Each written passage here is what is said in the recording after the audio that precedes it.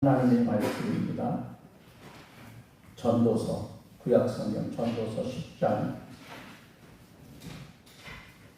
1절에서 4절까지 말씀, 우리 저와 여러분, 우리 사랑하는 성도 여러분 한 절씩 교독하겠습니다.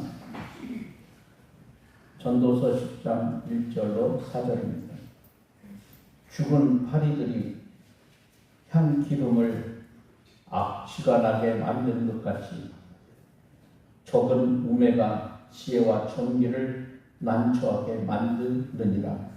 지혜자의 마음은 오른쪽에 있고 우매자의 마음은 왼쪽에 있느니라. 우매한 자는 길을 갈 때에도 지혜가 부족하여 각 사람에게 자기가 우매함을 말하느니라.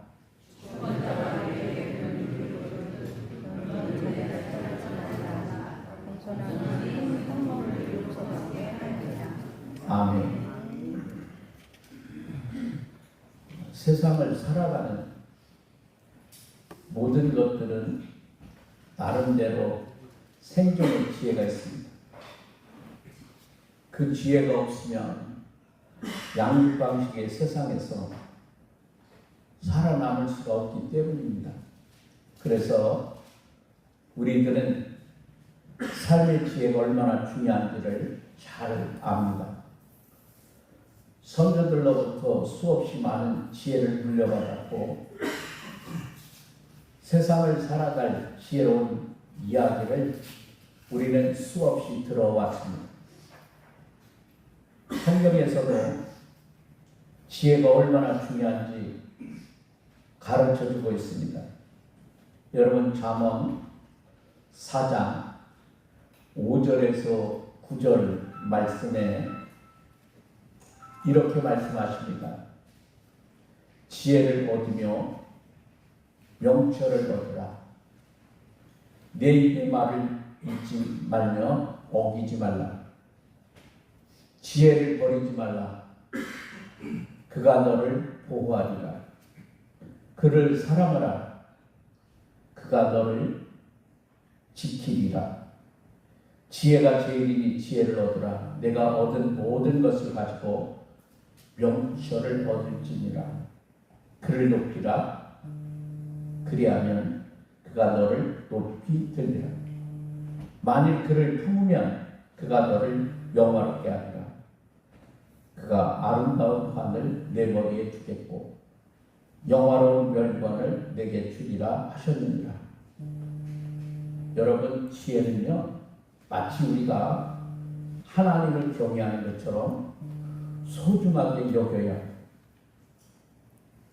지혜를 사랑해야 하고 지혜가 죄인이라고 말씀합니다. 그리고 지혜를 높여야 하고 여러분, 지혜를 품어야 합니다. 왜냐하면 지혜를 얻으면 그 지혜가 우리를 지켜주고 우리를 보호해주며 더 나아가 지혜가 우리를 높여주며 우리를 영화롭게 만들어주기 때문입니다. 성경의 가르침도 그렇거니와 여러분, 우리가 살아가면서 지혜가 얼마나 소중한지는 너무나도 잘 압니다. 때로는 지혜가 우리의 삶에 필요함을 뼈저리게 느끼기도 합니다. 그런데 지혜가 그렇게 중요함을 아는 것보다 여러분, 더 중요한 게 있어요. 그것은 지혜를 갖고 지혜로 사느냐, 그거예요. 지혜가 얼마나 중요한지를 알면서도 그 지혜를 얻기 위해서 노력하지 않는 사람도 있고, 지혜로운 삶을 살면서도 그 지혜를 얻기 위하여 여러분 그만큼 정성을 들이지 않는 사람도 많습니다. 그래서 지혜의 중요성을 아는 것보다 여러분, 지혜를 가지고 사는 것이 더 중요합니다. 지혜의 중요성을 아는 것으로 우리가 유익을 얻는 것이 아니라 여러분, 지혜로운 삶을 사는 것에서 우리는 유익을 얻을 수 있기 때문입니다. 오늘 성경은 먼저 지혜가 얼마나 소중한지를 가르쳐 줍니다. 여러분, 1절의 말씀을 다시 한번 읽어보겠습니다. 1절입니다. 죽은 파리들이 향기름을 악취가 나게 만드는 것 같이 적은 우매가 지혜와 정의를 난처하게 만드느니라. 여러분, 이 말씀은요, 지혜의 소중함을 반어법으로 설명하고 있지요. 먼저 우매함을 죽은 파리에 비유하고 있습니다. 죽은 파리는 아무 가치도 없고 보잘것도 없는 것을 의미합니다. 여러분, 죽은 파리가 뭐에 쓰겠어요? 네? 아무 쓸모도 없는 거예요. 그죠? 우매함이 그렇게 보잘것없는 것처럼 보이지만 사실은 많은 지혜를 헛되게 만들고 있습니다. 그 죽은 파리 하나가 향기름을 어떻게 한다고요? 악취가 나게 만든다 그랬어요. 여기서 말하는 이 향기름은 성막에서 하나님께 제사 드리기 위해서 특별히 제조된 아주 귀하고 거룩한 향유를 말합니다. 귀하고 거룩하게 사용될 용도로 정성껏 만든 향유조차도 아무 쓸모없는 것으로 만드는 것이 뭐라고요? 죽은 파리래요. 그와 같이 사람의 우매함이 그의 삶에 얼마나 큰 부정적인 영향력을 주는지를 말씀하고 있는 것이죠. 그런데 그 작은 것 하나가 내 삶을 무너뜨리는 어마어마한 파괴력이 되고 만다는 거예요. 여러분 보면은 그 몇백 년 된 거대한 나무를 쓰러뜨린 것이 여러분 무엇인지 아세요? 어린 묘목부터 시작을 해서 수백 년 동안 그 거센 바람과 비바람과 천둥과 벼락 그리고 폭설과 눈사태까지 견디면서 자라온 거대한 나무인데요. 그 밑둥을 갉아먹는 작은 벌레들 때문에 한때는 마천루와 같이 우뚝 서 있던 그 나무가 어느 순간에 쓰러지고 맙니다. 여러분, 작다고 무시하면 안 됩니다. 작은 것이 커다란 것을 무너뜨립니다. 고린도전서 5장 6절에 보면 이런 말씀이 있어요. 적은 두둑이 온 덩이에 퍼진 것을 알지 못하느냐. 그 가루 소말 속에 갖다 놓은 적은 양의 누룩이 가루 전체를 부풀게 만듭니다. 작은 것이 큰 것을 못쓰게 만들기도 하고 작은 것이 큰 영향력을 주어 큰 것을 의미 있게 만들기도 합니다. 여러분, 우리의 삶에서 여러분이 작다고 생각되는 것을 결코 소홀히 해서는 안 됩니다. 여러분, 누군가와 한 작은 약속도 여러분 소홀히 해서는 안 됩니다. 작은 약속일지라도 반드시 지킨다고 하는 신념으로 살면 그 사람은요, 신실한 사람이라고 인정받아요. 여러분, 우리들 삶에도 그렇잖아요. 어떤 사람은요, 약속을 해요. 그러면 정확하게 시간을 지키는 사람이 있어요. 근데 어떤 사람은 어때요? 5분씩 늦는 사람이 있어요. 예배 시간에도 보세요. 먼 데 사람이 늦는 게 아니에요. 교회와 가까운 사람들 가운데 가깝다고 하는 것 때문에 항상 예배에 늦는 분들이 있어요. 그래서 또 뭐예요? 습관이고 버릇이에요. 그러니까 어떻게, 저분 예배 드리면 5분 늦는 분. 그렇게 인정받는데. 그런데 어떤 분은 어때요? 약속을 해보면, 우리 교인들끼리도 약속하면 어때요? 정확하게. 저도 지금까지 살면서 누구랑 약속했다. 물론 어느 때는 부득이한 경우가 있죠. 그럼 전화해요. 제가 지난주에 목요일 날 대전신학대학교 총부문회를 한다고 그래요. 그날이더라고요. 그런데 그 전에 충청도의 대전 동문회, 제가 이제 동문회에 가면은 선배예요. 그래가지고 이제 거기다가 성기가 계속 저한테 문자를 보내는 거예요. 가실지 안 가실지 답을 해주세요. 그래서 제가 내가 모처럼 만에 가겠다 답을 했어요. 근데 그날 말이죠.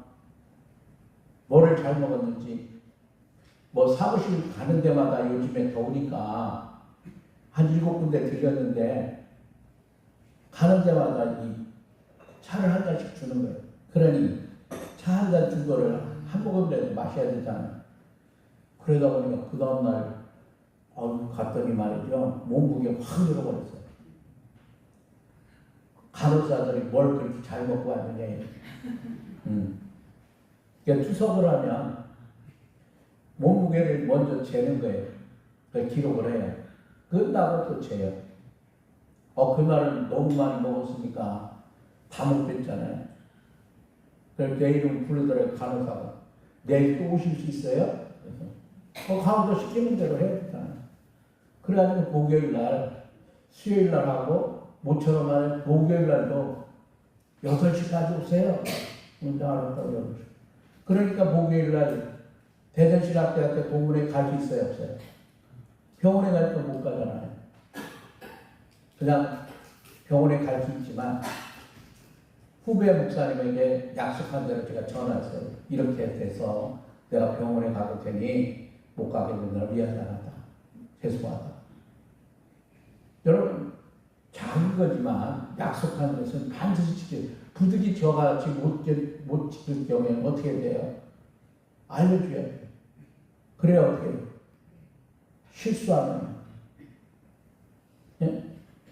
우리는 작은 약속일지라도 여러분 서로 약속하면 힘들지. 내가 어느 가게에서 물건을 샀어요. 근데 돈이 없어요. 외상으로 살 수 있죠? 그럼 언제까지 갚겠다. 그럼 그날까지 여러분 꼭 갚아요. 그게 뭐예요? 신용이에요. 그런데 반대로 작은 약속을 소홀히 여기서 번번이 여긴다면 사람들이 어떻게 해요? 그 사람은 실없는 사람으로 여깁니다. 그런 사람에게 여러분은 중요한 일을 맡기지 않습니다. 예수님 말씀처럼 작은 것에 충성된 사람이 큰 것을 맡깁니다. 교회 안에서도 마찬가지입니다. 여러분, 하나님께서 나에게 주신 직분이 있어요. 다 맡긴 거잖아요. 그럼 여러분 열심히 하세요. 최선을 다하세요. 그러면 하나님께서 여러분에게 큰 것을 맡겨주십니다. 오늘 성경은 우리에게 선택의 순간에 신중해야 하는 것도 가르쳐 줍니다. 여러분, 비록 사소한 선택이라 하더라도 신중하게 바른 길을 선택해야 합니다. 그것이 지혜자로 사는 방법. 2절 말씀 읽어볼까요? 2절 같이 읽겠습니다. 지혜자의 마음은 오른쪽에 있고 우매자의 마음은 왼쪽에 있느니라. 이게 무슨 말이에요? 여기 말하는 오른쪽과 왼쪽은 단순히 방향을 의미하는 말이 아니에요. 성경에서 오른쪽은 옳음과 바름을 의미합니다. 반대로 왼쪽은 그릇됨과 잘못을 상징합니다. 우리가 잘 아는 마태복음 25장에 보면은 양과 염소의 비유가 나와요. 그 말씀을 우리가 잘 보면 그것을 엿볼 수 있습니다. 마치 심판의 때에 모든 민족이 하나님의 심판대 앞에 서서 양과 염소로 구분이 됩니다.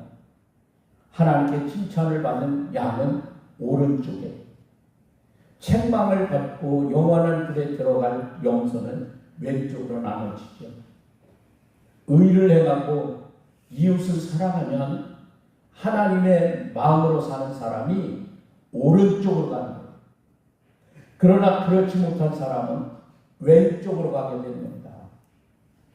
여러분, 우리는 살아가면서 수없이 많은 선택의 순간을 맞게 되는데 우리가 어느 쪽을 선택하느냐 하는 것으로 우리의 지혜가 드러납니다.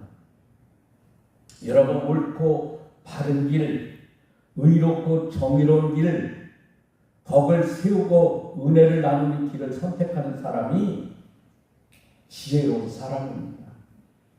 물론 그 길 그쪽을 선택하는 것이 때로는 우리에게 손해가 될 수도 있고, 의롭고 바른 길을 가려할 때 여러분 고난이 있을 수도 있고 손해볼 수도 있습니다.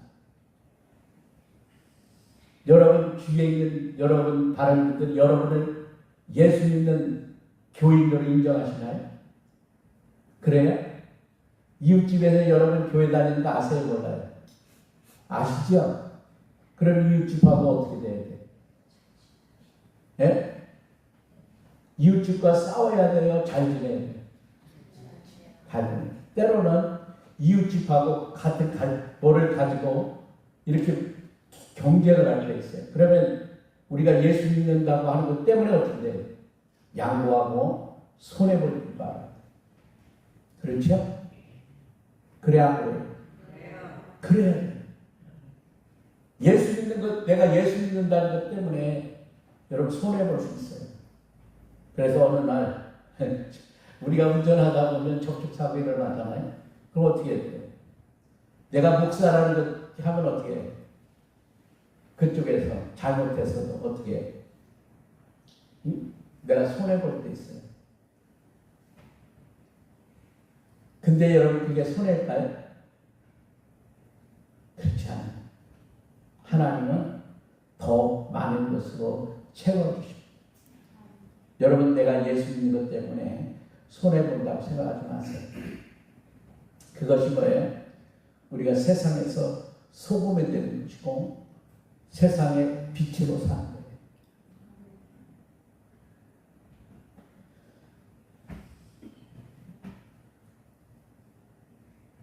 지혜로운 사람에게는요, 하나님 반드시 그에 대한 보응을 해주십니다.